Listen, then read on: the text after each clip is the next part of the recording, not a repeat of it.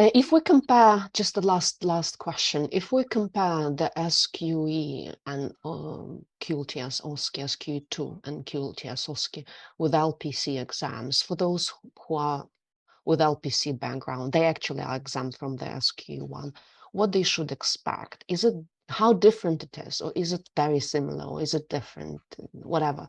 How would you qualify it? Any tips in this regard? I would say that the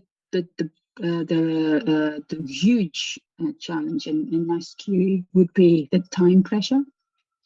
So as mentioned before, the combination of nerves plus the time pressure is the biggest nightmare to any candidate. So not only that, you've got to calm the nerves, but also you have to time yourself correctly and properly. So time management is one thing that in the future, once you're qualified, it will help you a great deal. As you know, solicitor, we are time writing. We do our time sheets for clients. So we have to better manage our time from the very beginning. Think about it. This is one of the journey for you to become a solicitor.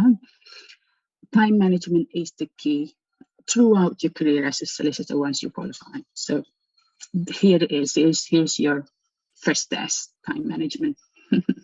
Perfect.